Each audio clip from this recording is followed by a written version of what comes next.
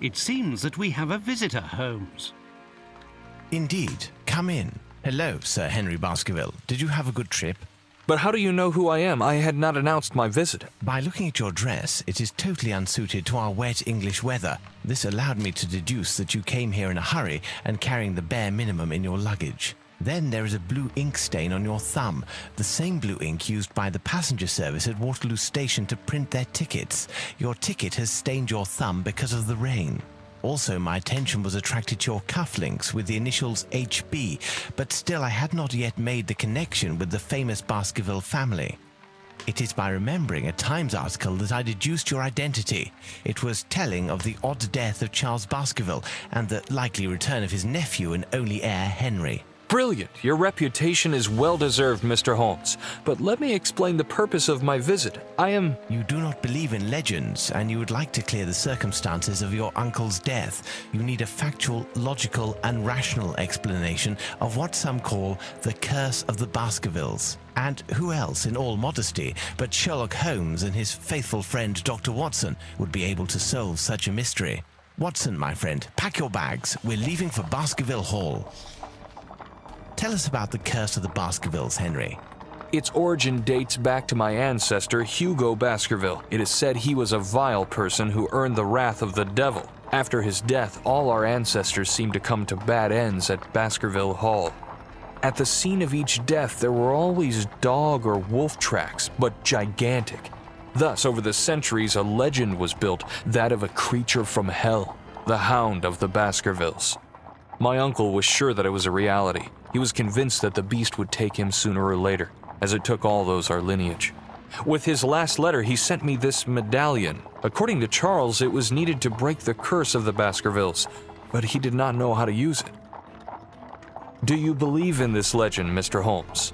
We'll have to exhaust all other hypotheses before falling back on that one. Baskerville Hall in sight.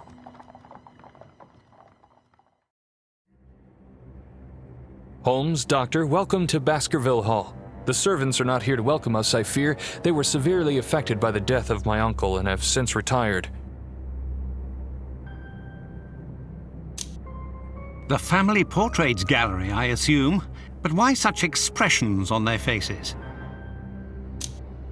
These pictures have not always been so disturbing. According to my uncle, the changes in the paintings occurred after the violent death of the portrayed Baskerville. It appears to be one of the effects of the curse. Have you noticed? The family coats of arms under the pictures are missing. Indeed, it is an interesting point to begin our investigation. Where can these coats of arms be, and why did they disappear? Let's try to find them. I cannot stay here any longer. The sight of those ghastly faces is unbearable.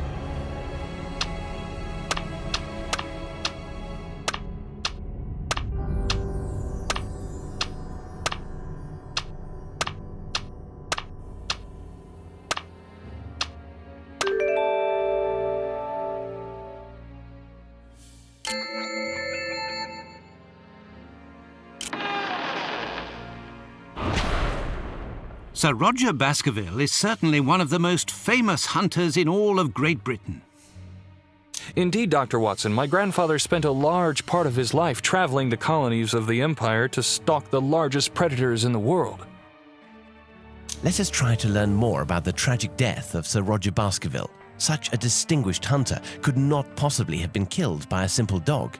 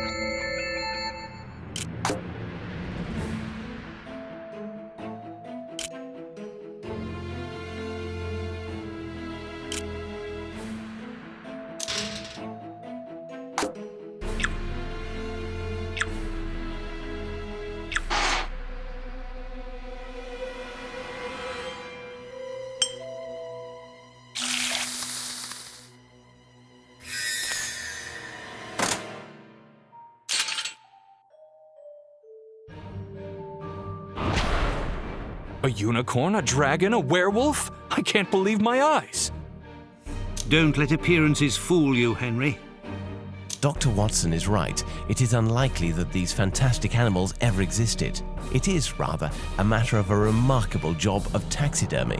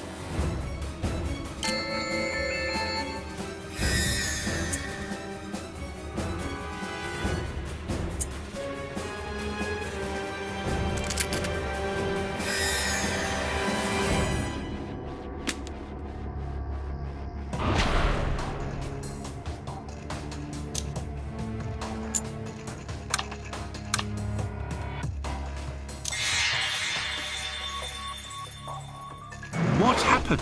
Where are we? I believe the correct question is rather, when are we?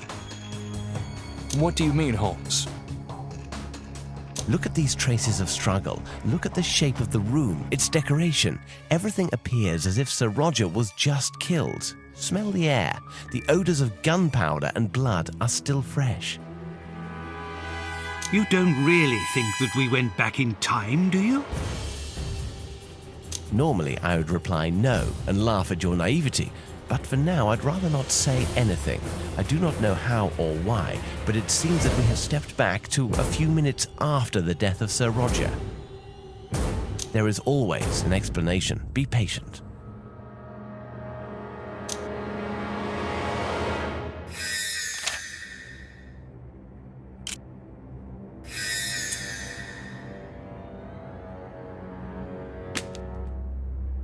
Look at this copy of the Times. It's almost 90 years old. Either it is perfectly kept, or we are really at the beginning of the century.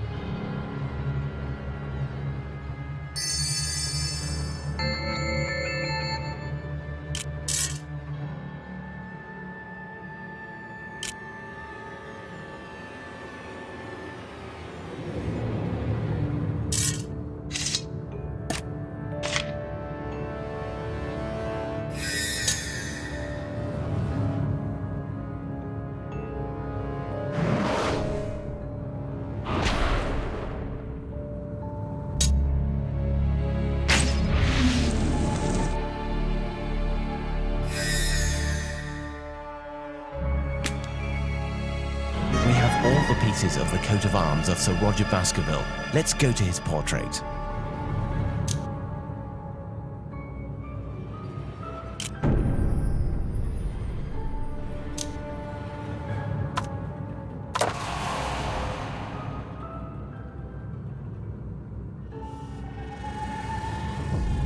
The painting seems to be regaining its original colours, as if the curse was lifted. Holmes, Watson, look! By inserting the arms, we've triggered a mechanism, a secret cache. There's something inside. The diameter of this jewel seems to perfectly match the empty slot on the medallion. I think Sir Rodger has given us an important element for our investigation. Look, there's a note in the back of the jewel. Physical power and brute force.